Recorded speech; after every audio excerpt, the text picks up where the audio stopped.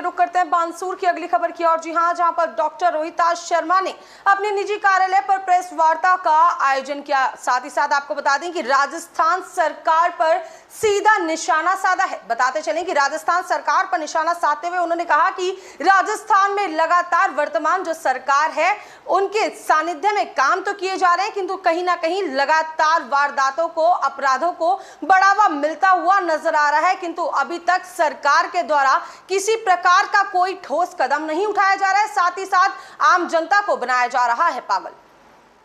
आप इसका वो कैचमेंट एरिया है तो इसमें 3 बोर्ड लगा दी। ये क्राइम, सरकार के खजाने से पैसे का दुरुपयोग करके जनता को ठगने का काम, ये क्राइम है। इस पर सरकार कभी आई तो इस पर हम एक्शन लेंगे कि ये दुरुपयोग किया है। दूसरा, मैं निवेदन करना चाहता हूं कि इसके अलावा इन्वायरमेंटल प्रॉब्लम है, तो इसको यहाँ चाहिए था कि शिक्षा का हब बने स्टेडियम। मेरे टाइम में आप ताजुब करोगे, जब मुझे 10 लाख रुपया साल महीने का मिलता था उसका एंटाइड फंड का, आज 5 करोड़ मिलता है। मैंने तो स्टेडियम की 4 दीवारी बना दी थी। ये दूसरी बात है कि वो स्टेडियम अब गौ माता के काम आ रहा है, चलो शुभ काम आ रहा है, नहीं तो गाय यहाँ हमारी माँ है और गाय दुखी फिर रही थी। तो गौशाला के प्रबंधकों को भी मैं धन्यवाद देना चाहता हूँ कि उस स्टेडियम को ये आगे तो बढ़ाने वाले थे नहीं, तो उसका सदुपयोग कर लिया। अब मैं चाहता हूँ यहाँ एक स्टेडियम बने। इतना सारा एजुकेशन इंस्टीट्यूट है, यहाँ शिक्षा का हब जब बन गया तो वहाँ बड़ा स्टेडियम, और उद्योग मंत्री इसके घर से जाता ही नहीं ना। सरकार को बहरोड में किसने बनाया? ये उद्योगपति ने बनाया। ये जो कंपनी है उनकी हीरो होंडा की, उसने स्टेडियम बनाया। ये उद्योग मंत्री होते हुए किसी को भी पकड़ लाए, यहाँ 6-7 करोड़ का स्टेडियम बना देती, 6-7 करोड़ का स्टेडियम बना देती, 6-7 करोड़ का स्टेडियम बना देती तो यहाँ कितना अच्छा होता। बच्चों के खेल कूदने की जगह, बुजुर्ग लोग कहाँ टहले, महिलाएं कहाँ घूमे, कोई जगह नहीं। बानसूर में कोई मीटिंग करनी हो तो कोई जगह नहीं। नगर पालिका, अरे नगर पालिका को वो डेक बिछावे, नगर पालिका का काम तो किया ही नहीं। जो नगर पालिका का काम होना चाहिए था वो तो किया ही नहीं। आपको बुजुर्गों को घूमने की जगह करनी चाहिए थी, टहलने की जगह बनानी चाहिए थी। अगर हमारा राज आया तो मेरे दिमाग में एक नक्शा है जो 2-3 दिन बाद में जारी करूंगा। उस नक्शे के हिसाब से मैं बानसूर को अगर मौका मिला तो हम बानसूर को वैभूति के लिए और बानसूर की जनता की खुशहाली के लिए पढ़े लिखे नौजवानों के खेल कूद का मैदान और इनकी व्यवस्था करेंगे। फर्जी 2 साल हो गए स्टेडियम की, 1.5 करोड़ रुपया आया। 1.5 करोड़ में तो एक नींव नहीं भरी जाए, उससे स्टेडियम बनता है क्या?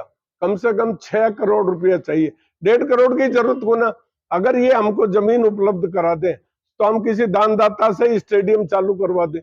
कोई जमीन तो उपलब्ध कराएं। ये तो झूठी वो देती है। SC ST के लोगों को भी कह दिया तुमको जमीन दिलाऊंगी छात्रावास के लिए। शांत तो हो, पढ़े लिखे लोग जाएं जो कानून को समझे।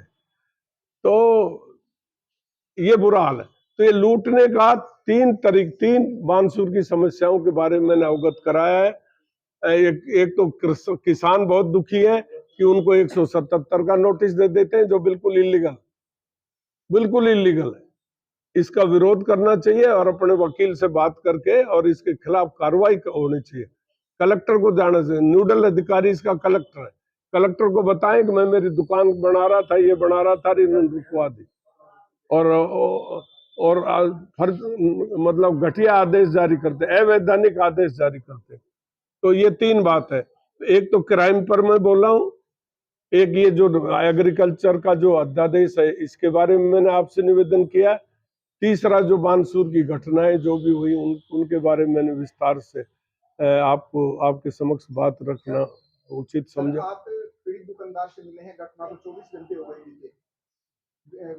पुलिस विभाग से भी आपने बातचीत की होगी, अभी तक क्या कार्रवाई की है पुलिस विभाग ने? आपने भी जानकारी है अधिकारियों से? देखिए, पुलिस से कोई उम्मीद करे वो भी बानसूर में तो ये गलत होगा, क्योंकि पुलिस तो 24 घंटा, मंत्री, जब से मैं बानसूर में चक्कर लगा रहा हूँ, लोगों से मिल रहा हूँ, तो मंत्री भी चक्कर लगा रही है। बीच में तो मंत्री पहले तो लगाती थी, जब मंत्री बनने के बाद कभी नहीं आई। और अब जैसे ही चुनाव आए तो मंत्री घूम रही है। माननीय मुख्यमंत्री जी ने लिखित में है या लिखित में नहीं है, हमने तो कई बार पूछा, किसी ने जवाब नहीं दिया। वो बड़ी सिक्योरिटी लगा रखी है बानसूर की विधायक के लिए। अब वो सिक्योरिटी में तीनों चारों थानों की पुलिस तो उनके साथ रहती है, तो जांच कौन करेगा? उद्योग मंत्री ने तो कहा है कि डीएसपी कार्यालय बानसूर में खोला गया, अपराध पर अंकुश लगा पा रहे हैं, क्या समझते हैं इस बारे में आप?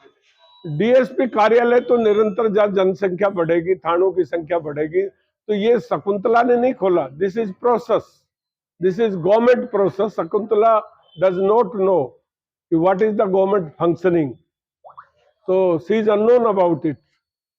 कल जो घटना घटित हुई है, 50 लाख की जो रंगदारी मांगी गई है, उसको लेकर आगे की क्या रणनीति रहेगी आप?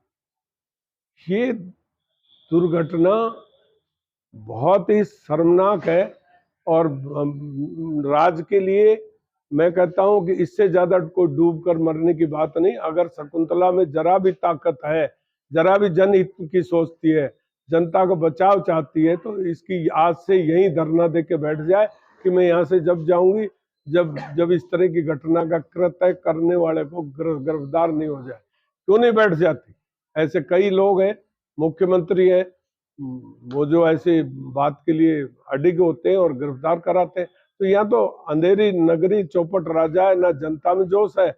मैं कहता हूं कि अगर ये धनी जिनके साथ ये घटना हुई, आज उनकी शकुंतला जब यहाँ आए तो उसके घेराव करे और उससे सवाल करे, पर उनके आगे तो कोई बोलता ही नहीं, उनसे तो डरता है।